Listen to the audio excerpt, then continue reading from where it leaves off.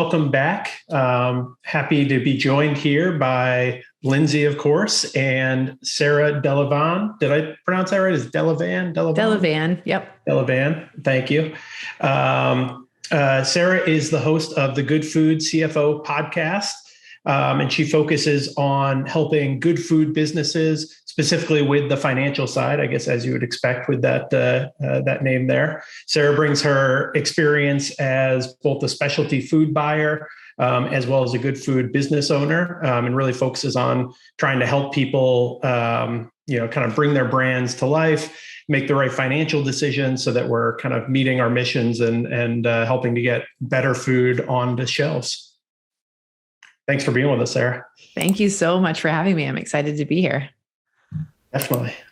All right. Well, let's dive right in a little bit. I know that's a little bit of an intro, but I'd love if you could kind of tell me a little bit more about kind of what your mission is and really kind of what you do working with good food brands. Yeah, of course.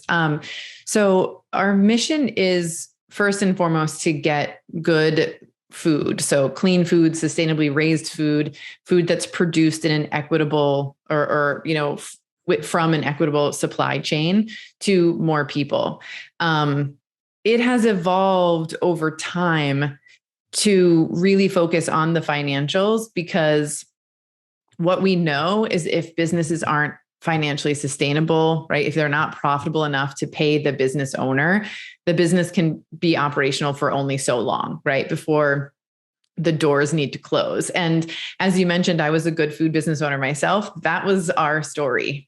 Our story was we were doing something really good, really amazing. We had a lot of customers who bought from us every single week, but the numbers weren't right. They weren't working out, right? We were working with margins that were meant for gigantic retail stores, not a little shop like we were. And so after 2 years of just working our tails off and paying ourselves in groceries, we closed the business. And that's when I realized, like, this is an amazing mission and I want to be a part of making this happen. And after the business closed, I didn't know what that would look like. And then through being a buyer and some other work, I realized, like, it's the financial piece. I think business owners, we're a bit naive when we first get into the good food industry because we think we have a mission and it's not about making money.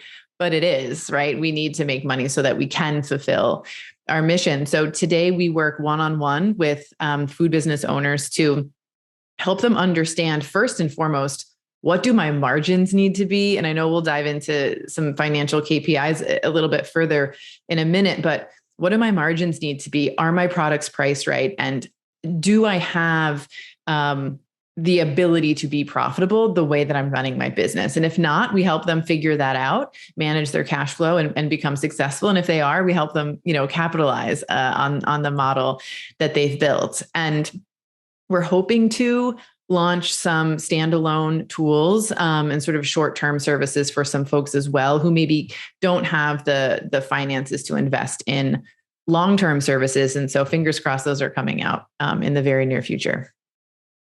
That's awesome. Yeah, I love that you have kind of it's almost, I think of it as like a foot in both worlds. So PPC Pitbulls, we always focus on, we call craft brands or, good people making good products the right way, we always say. And it's funny, I feel like you almost kind of have that like mission driven, is it a great product? Is it sustainable? All that type of thing. And it almost feels at odd with the profit motive sometimes, but ultimately the truth is we're all in business to, make a living for our families as well as whatever other mission we have going on. So I love that you kind of bring those two pieces together and kind of how you drive everything forward. Thank you. One of the things we say a lot is profit is not a bad word. It's sort of, money can do a lot of really, really good things. Right. And so we try to put that spin on it. These are good people with really good missions, creating really good products, and they can do good with profit. And that's sort of a big message that I'm trying to spread, because there is that negative feeling, right? You think profit, you think corporations, you think taking advantage of people, right? And it doesn't have to be that way. So that's awesome. Well, great. I'm glad we get a little chance to talk about your mission, and that was a great intro there.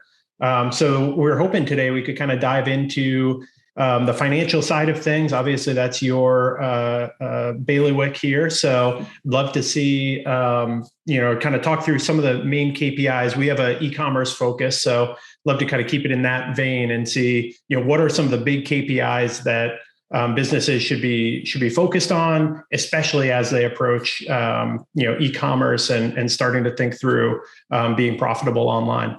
Yeah, such a great topic. So thank you for inviting me here to talk about this. I'll start by saying, like, first and foremost, you need to understand sort of what I call the general financial KPIs, right? How much money are you making on the top line, right? So how much revenue are you bringing in? As I mentioned a couple of moments ago, what is your gross profit? So you want to look at this as both a percentage, but also in terms of dollars, right? You can have a 70% gross profit margin, but if you're only selling $1,000 worth of product, it doesn't amount to a whole lot of cash, right? Makes it difficult to actually run and operate your business. So we need to be aware of how is our product selling, and how much revenue we're bringing in. Need to be aware of what that gross profit margin is. And then we also, I think, need to be aware of our break-even point, right? And our break-even price as well, right? So especially if we're talking about e-commerce where there's marketing involved, right? And we're paying to attract new customers, this can become a really important metric. And then we want to know what we call the bottom line or the net income of the company. These are extremely important general financial metrics that you need to be aware of in order to talk about the additional KPIs that we'll discuss in terms of e-commerce specifically. Definitely. And before we dive too deep, I'm realizing before we even start here, we didn't give KPIs a solid, good intro here. So could you give us, from your financial standpoint, what's your definition of KPIs? Yeah. So KPI stands for key performance indicator. And so when I think about KPIs, I think about what do we need to be achieving? What are important things that we need to have our eye on, where if we aren't hitting a particular goal, it could mean trouble for our business, right? As opposed to success for our business. So I'm going to lean into that gross profit KPI again, right? This is a super informative metric for a CPG brand. So if you need, for example, a 50% margin to achieve profitability, but you're hitting 30, knowing that is extremely informative. So we call it a key performance indicator because it's something you want to keep an eye on and make sure it's falling into the target range that you have for your business. Awesome. And I love you started out with kind of those, like, I almost think of those as like the fundamentals. Like that's, what is it that you need? Because from a marketing perspective, oftentimes we're always trying to convince people, can we offer some more discounts? Can we do something that'll make, our Google ads a little more profitable? And obviously I think it kind of works in both ways. Sometimes, people will either say, oh yeah, of course, let's do it. Let's get all the sales in the world. And it's really not profitable because, we're offering too much of a discount or, accepting too low of a ROAS on the advertising side. And it can also work on the opposite side. Sometimes we find too, where people are, very hesitant to give any sort of discount or, so protective of any sort of profit margin, not realizing that that's really, standing in the way of, being able to scale and starting to get some purchases in the door. Yeah. Something that it took me a little bit of time to really learn, and I had to work with some really great salespeople to learn this, is that, a promotion is designed to gain a new customer, right? The intention is really not to make money. And so for the longest time, I was like, don't offer discounts. Like, people, pay the full price for your product. We don't want to train them to wait until, it's on sale, right? Your product is on sale. But now I really understand the strategy behind a discount. And so using them in a very strategic way and knowing your gross profit margin, right? I now fully understand the benefit to that. So yeah, I totally agree with you. I don't think it's something that discounts are something that you totally stay away from, but I think using them strategically is like the key element. It's a great point. Yeah, and the key there really is just, knowing what your numbers are. You got to know what you can afford to give up and not.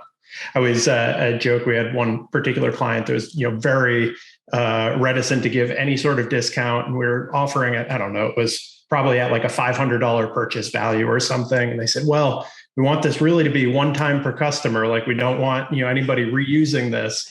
And ultimately we kind of said like, well, if somebody thinks that they're pulling one over on your business by repeatedly making over $500 purchases, over and over again, reusing this discount code, like maybe we can laugh all the way to the bank with that one. So it was kind of interesting to think of it from both sides, making sure that one, we can afford to give the discount in the first place, and then two, if we can, like, let's not be too afraid of letting people use it, because that's what we're trying to do is make more. Yeah. Speaking of things people tend to shy away from, I have a question with all of the different businesses that you work with and the people you come into contact with. Are there any KPIs that sort of hang over their head or keep coming back to bite them that people tend to be kind of obsessed with or singularly focused on, that you feel like you kind of want to smash away and just say, like, let it go? Like, we should be focusing on something else instead. Are there any out there that maybe we could tell our listeners and our viewers here, don't focus on that one so much, where there's some other important KPIs to look at? That is such a good question. You might not like my answer, because I think it depends on the business. I don't think there's like one that everyone should not focus on. But, I think I sound like a broken record. Top line revenue is important, right? But that gross profit margin is really where it's at. So if you're selling and you're growing, right, that's great to know. Don't zero in on, I'm a, $200,000 business, a $500,000 business, $1 million business. How much money are you making on that gross profit line? And is it turning into something on the bottom line, that net income line? So I don't want to say that revenue is like a vanity metric, because it's not. It's obviously important, but I think it's technically less important down the line than those other two KPIs. It's a great answer. I feel like that's a good thing to be focused on. I like that you use that term, vanity metric. It can be very easy to convince yourself that things are going great when you got all this revenue coming in, but ultimately it's all about the profit, right? Yeah. Awesome. Well, let's dive in to some of the more e-commerce specific. Now that we've got the fundamentals laid out, what are you looking for as you start to think about taking your products online? So going back to, that gross profit margin, something that, and you're the expert in this area, but something that we talk a lot about here is discounts, bundles, and then free shipping. With the advent of Amazon, with all that went on in 2020 and 2021, and people really kind of moving to buying online and then having that free shipping expectation, a lot of brands believe that they have to offer free shipping to secure the sale. And so that I agree, right? Everyone loves free shipping. I love free shipping, but being strategic around that offer is extremely important, because I was just on a phone call the other day with someone who said, okay, we think because our competitors are offering free shipping on $50 purchases that we should do the same thing. That way, we can be competitive. My questions to them were, what does $50 of product weigh? And how much does it cost to ship $50 worth of product? And what is your profit margin, your gross profit margin on $50 worth of product? When we ran the math on the information, she was essentially net zeroing her sale. So if she offered free shipping on a $50 purchase, she would be making no money, because she's covering the shipping cost, right? For that product. So knowing those types of key financial metrics, KPIs, what does it cost? What are my shipping costs, right? How am I putting my products together when I'm offering this free shipping is so important. I think perhaps one of the most important things for an online business to understand. And it's not that I recommend people don't offer free shipping, because again, everyone wants free shipping, but it's putting together that right package and offering the free shipping at the perfect point, so there's a benefit to you and your customer. Definitely. I think it's so particular to food companies too, because, oftentimes the packaging can be really heavy. So your shipping's going up that way. And oftentimes it's got to be, shipped overnight or something like that if something's not super shelf stable. So I feel like we run into that a lot where all of a sudden shipping costs can really go through the roof, especially nowadays. They just keep going up, it seems like. So that free shipping can actually be, it's not just, a throwaway cost, that actually is a legitimate cost you got to factor in there. Yeah.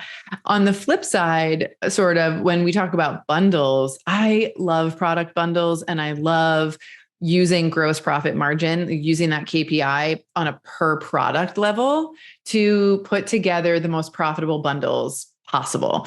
So especially around the holidays, which are obviously coming up, fast and furious for CPG brands. When we think about bundling our products, I love to bundle our most profitable products and then offer a very enticing discount, right? Bundle discount. So you can be driving up the average cart value. You can be, just driving up sales in general and maintaining a really good profit margin in the process. Definitely. I apologize. I don't know if you hear Percy in the background here whining as we're talking, but we'll continue on. What were you going to say, Lindsey? I was going to ask for the uninitiated CPG, consumer packaged goods. Yes, consumer packaged goods. Yeah, great question. So you get into the industry a while and you forget that like the acronyms are not known to everyone. Yeah, so anything that's sort of prepared food that is packaged, not always shelf stable, but essentially just consumable and packaged. Yeah. Another question that I had was when we're thinking about all the things that you should be taking into account when you're looking at promotions or when you're trying to look at that revenue number or that gross profit margin number, are there certain metrics that people often overlook that you find when you're working with clients or you're working with companies that they are frequently forgetting to factor in at all? That's a good question. I think when we talk about gross profit margin in particular, so the way we'll break this down kind of very simply, revenue minus cost of goods sold is your gross profit margin. Particularly when we're talking about an e-commerce business, I like to factor into my cost of goods sold, my shipping costs, my packaging costs, right? So like any of the costs that are going to be involved in boxing and protecting my product, any of the marketing materials that are going to go in, to the packaging, if they go into every single, box, we want to include those there. We also want to make sure that, of course, our ingredients and our packaging are included in the cost of goods sold, and also our labor. And we specifically are talking about our production labor. If you work with a co-packer or a co-manufacturer, as they're sometimes called, you want to factor their costs in to the cost of goods sold. So they're basically the production labor rather than it being in-house. The other thing that I like to factor into this category, especially for an e-commerce brand, is merchant fees. Because these are unavoidable fees, right? Anytime your customer enters their credit card information into the website, there's a percentage of your revenue that goes to the merchant. So knowing, number one, tracking all of those expenses, right? And subtracting them immediately from your revenue to get that gross profit dollar or gross profit margin is so important. So I think it's a really great question because not everyone has an understanding of how to arrive at that number or what that formula really looks like. That makes a lot of sense. Yeah, I could definitely see as you started going through those, there's a ton of things there that I can imagine would fall out pretty quickly to not think about or forget about. Yeah. And I think too, something, you were an awesome guest on the Good Food CFO podcast. That episode is airing soon. And one of the things you talked about was really understanding your gross profit margin, because if you do ads, and we were talking specifically about Google ads, if you don't have the margin to support the ad spend, that can be detrimental to the business. And I think, you're obviously better suited to talk about that than I am. And I was really eager to learn about that from you during our conversation. Definitely. And I think that's a great segue to the next KPI we have on our list here, because I think a big piece of that, as you're thinking about revenue and kind of marketing costs, oftentimes that's front loaded, right? So we're spending a little bit more, even from the discount perspective, like you mentioned earlier, to get that first purchase. So it's really important to kind of understand, the difference between every purchase isn't the same. If it's the first time a customer has purchased versus, somebody coming back, that's a little bit different. So I think that's, maybe you could talk a little bit more about kind of knowing your numbers around that. Yeah. So one of the things I've been thinking about is that, the percentage of repeat customers on your website, right? So particularly with that promotion, I think a really common discount strategy is that pop up on the website that says, hey, join our mailing list. And if you do, you'll get 15% off, right? Your margins should be well above 15% for your online store. And so that shouldn't, steal all of your gross profit. But of course, that first sale then is going to be that the gross profit margin on that sale is going to be a little bit less if you factor in ad costs as well, right? That's just going to add to that. But if you've got a high return customer rate, we feel a lot better about offering that initial discount because we know the odds of this person coming back are 40% or 45%, right? Or 50%. And so we can sort of forecast and calculate what the long-term revenue from this particular customer will be, which is extremely helpful. And I think a confident boost as well. Definitely. And that's where email marketing, no matter what you're focusing on, whether it be, Google ads, Facebook ads, running something on TikTok, email marketing always has to be a part of your plan because that repeat customer rate is so important. And, that's really why we run those types of pop-ups, get a discount, get somebody's email, because typically, hopefully we can try to help continue to boost and improve on that number. Yeah. And I think, stepping back into the sort of the financial, the CFO seat, something that's really important for us to do for businesses, especially if they're young, is to try to forecast what do we believe our revenue is going to look like over the next, 6 to 12 months. What do we believe our expenses are going to look like? And this gives us, it's never perfect. Their best guesses, right? But when we have some data coming from our website in terms of average cart value, conversion rate, and even the number of visitors per week, we can say with some confidence what we believe our online sales revenue will be month to month and be able to project how is it going to grow over time based on those return visitor percentages. Definitely.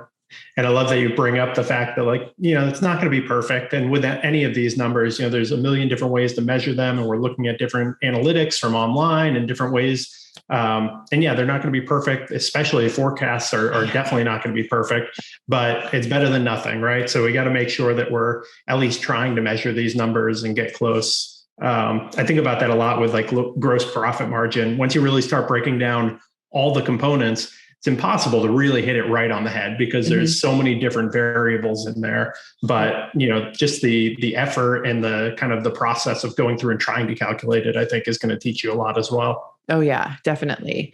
And, just call out those KPIs again. So average cart value, conversion rate. And I don't know if I called it weekly visitor count, which I don't know if that's the industry technical term. But I think that is huge because, I have founders that I work with who will say, we're just not, we're spending money, or maybe they're not spending a lot of money. They're doing social media or what have you, and they're just not seeing an uptick in their online sales. And we can go back to these numbers and say, well, your conversion rates are really good. And the same people are coming back to order, but not enough people are coming to your website to really drive a monthly revenue increase.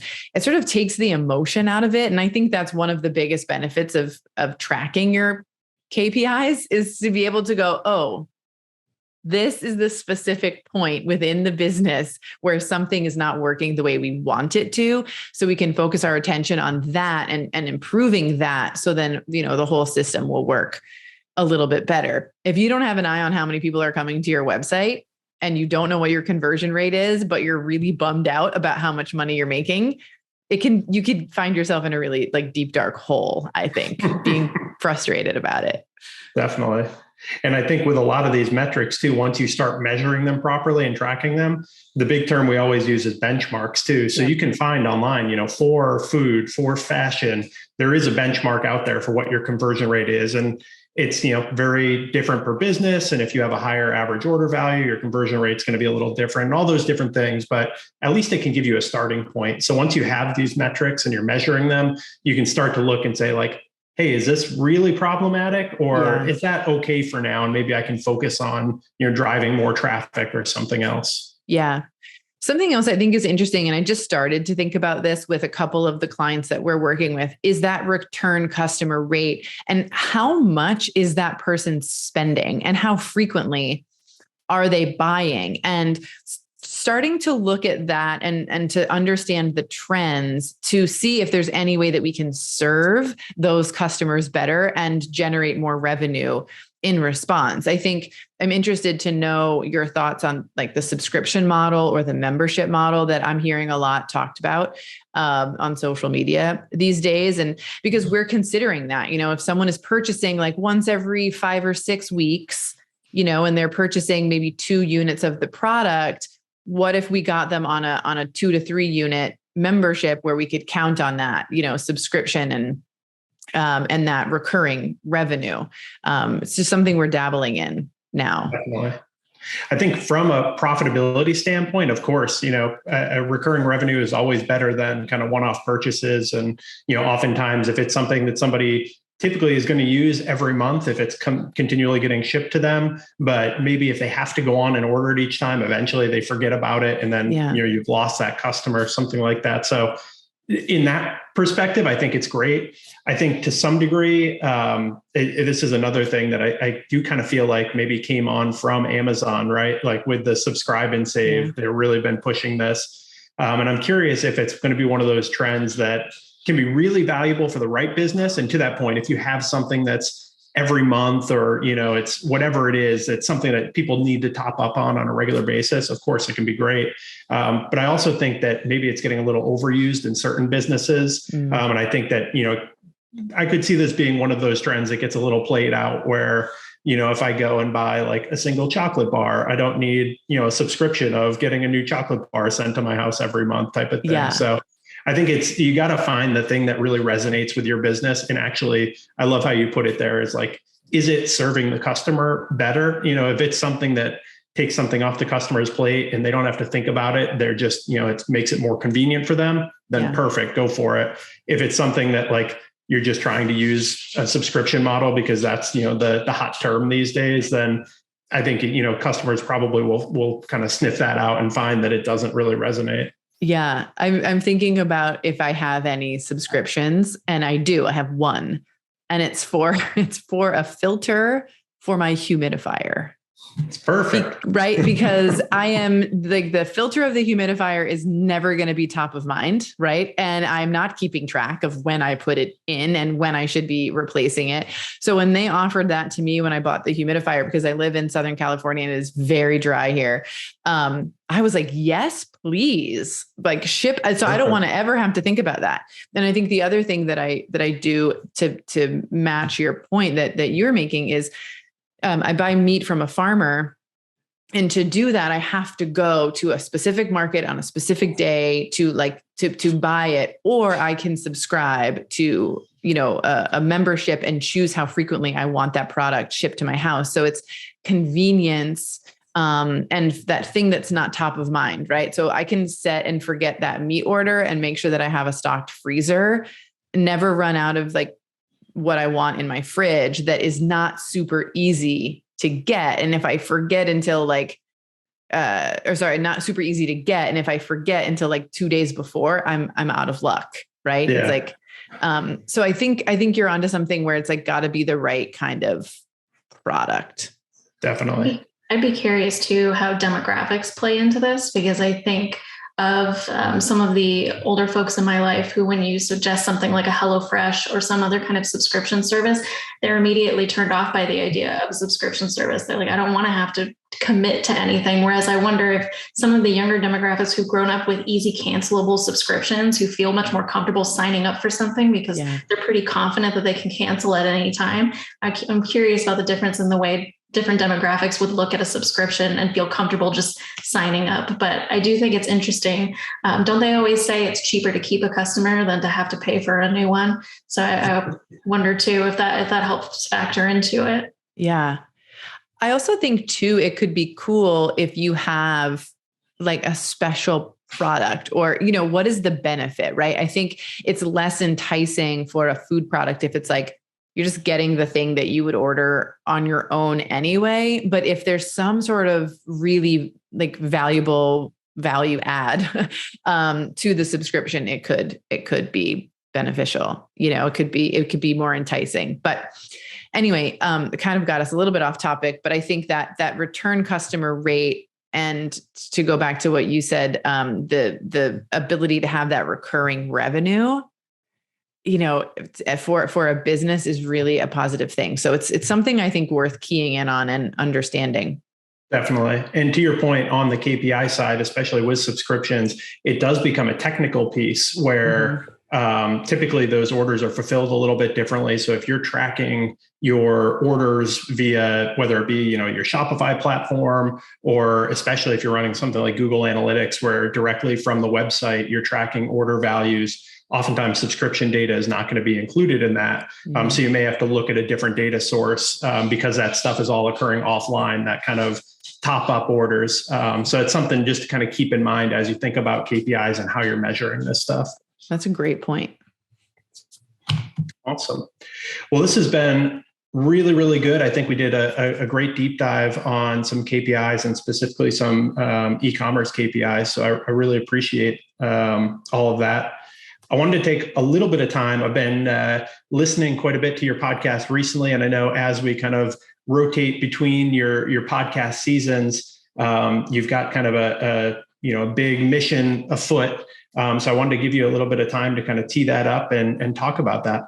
Thank you. I appreciate that so much. So we just wrapped season 4 of the Good Food CFO podcast and are into season 5 right now. And as you mentioned, as we were changing seasons, there was sort of a big announcement, I guess, I had been experiencing through my customers a lot of inequity, a lot of really frustrating things happening within the industry, particularly for those companies who work with distributors and large retailers. And, things like seeing the shelf price go up by $2 on the retail shelf, but A, the brand not being notified, B, the brand having to find out from a customer who's asking, hey, why is your product more expensive on the shelf?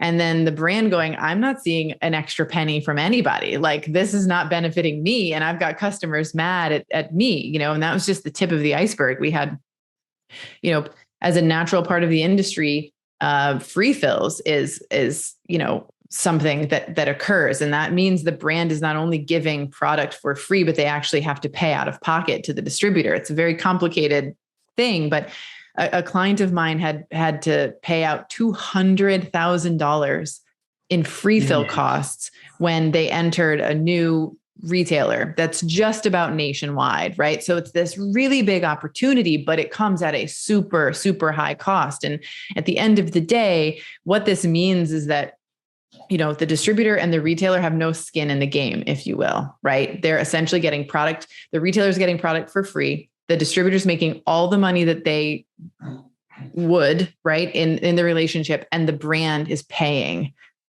for this first free fill on top of all the other costs it has to produce product. So all of this had really built up inside of me. And it was like, it's time for a change. It is time for us to not just say, well, this is the way the industry is, and this is how you play the game.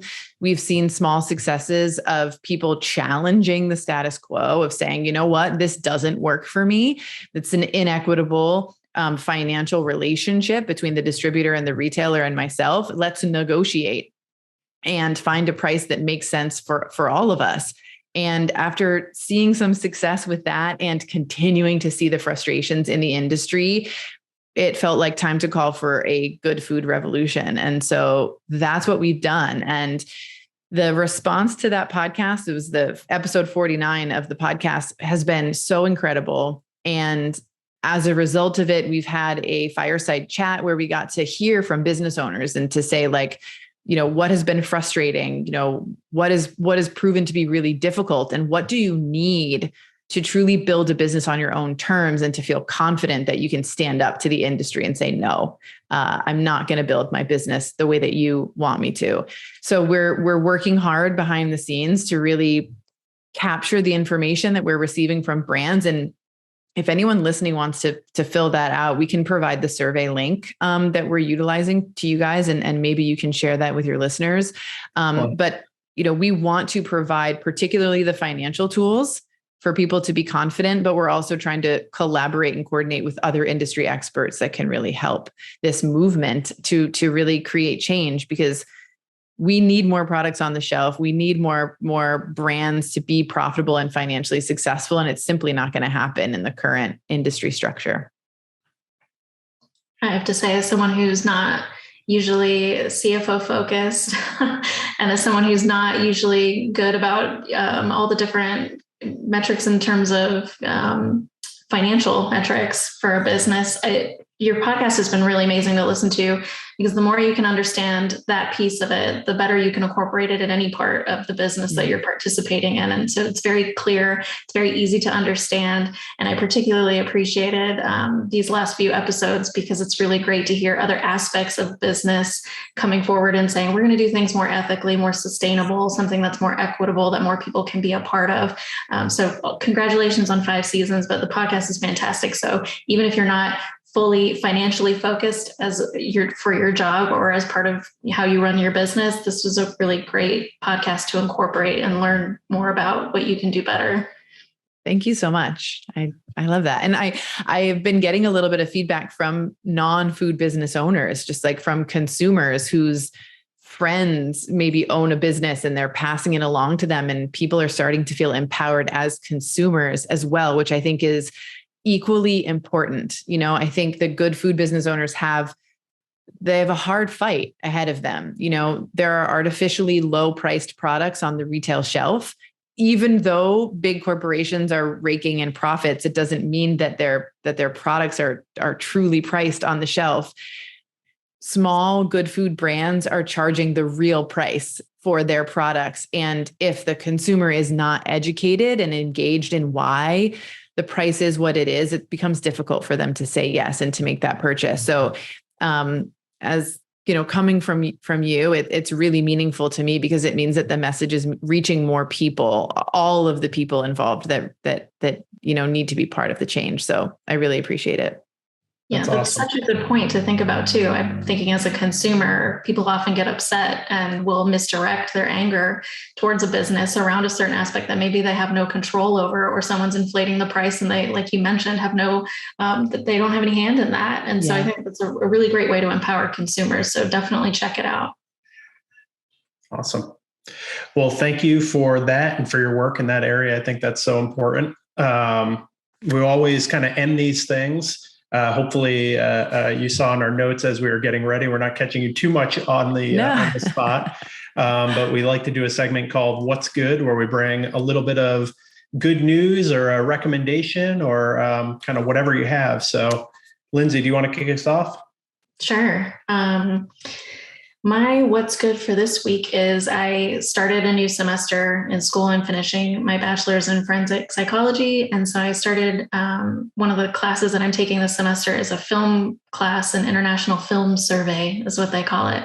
And the interesting part about it is it doesn't do any grades. It's labor focused is what they call it. So I've never taken a class like this. Normally there's a rubric and there's lots of grading throughout and you're taking quizzes and doing essays and things. But this particular professor is kind of anti follow the grading system.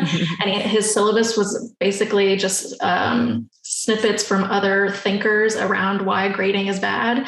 And he had a contract and said, if you're okay with participating this way, we're just going to watch these movies and discuss, and then I'll give you some meaningless grade at the end of it, but we'll talk about it and see if everybody feels good about it. And I'm actually kind of excited to participate in this very interesting experiment around this. I've never taken a class like that. So that's my what's good, is I'm excited to try something new. I might not be so happy at the end of it if I don't get an A, but I'm willing to give it a shot. I love that. I'll be excited to hear the outcome. So my what's good for the week, and this is a little on the early side. So I was walking into the liquor store and they had their pumpkin beers out, and I feel like every year it comes earlier and earlier. So I think more just kind of generally speaking, this oncoming of fall, and with pumpkin beers and football's coming up, we've got some big games early this season. So getting excited for all of that. Probably by the time we release, it won't be so early, but so I think my what's good is early pumpkin beers and getting ready for football season here. Oh, I'm not going to mimic your what's good, but all of that sounds really amazing to me as a college football fan and beer, pizza, and like chicken wing lover. That's like fall is it. But I'm going to share for my what's good. I thought about this a little bit and I was like, what do I talk about? Which direction do I take it in? And then I realized what I'm really looking forward to and what's good is that we just planned as a team a retreat. So Sarah Delevan Consulting grew from, just me in the very beginning to one team member to two team members. And now there's 4 of us on the team. And the newest member is just joined right before episode 49 of the podcast, which sort of blew up our work schedules and how everything was going. So I'm taking a week next week. It happens to be my birthday on Tuesday, and I'm not doing any customer facing work. And we're really focusing in on, the organization and who's doing what and division of responsibilities and looking to the future. And that's really, really exciting, especially on the heels of, announcing the good food revolution and really like digging in. And so that's what's good this week, is that today is Friday and next week we get to focus on that retreat. That's so cool. Also inspiring. Good to set aside some time to make sure that you're focused on the business and make sure you're moving in the right direction. Yeah. Happy early birthday. What a fun way to head towards that. Yeah. Awesome. Well, thank you so much for your time, Sarah. Do you want to give us give the listeners a quick rundown of where they can find more from you? Yeah. So I'm, for better or for worse, a big fan of Instagram. So you can find me there at sarah.delevan.consulting. Love connecting with brands there. You can also listen to the Good Food CFO podcast anywhere you listen to podcasts. And then you can learn more about our services and stay updated in terms of, what we've got going on with the Good Food Revolution at thegoodfoodcfo.com. Awesome. Well, that's all great. And we'll make sure to keep all those links in the show notes. Amazing. This has been so fun, you guys. My cheeks are sore from smiling, so I appreciate the good time. Definitely. Thank you so much for your time.